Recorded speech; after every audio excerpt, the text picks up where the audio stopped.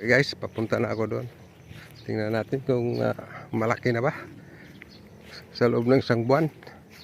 Kung pwede na malitson. Ayan.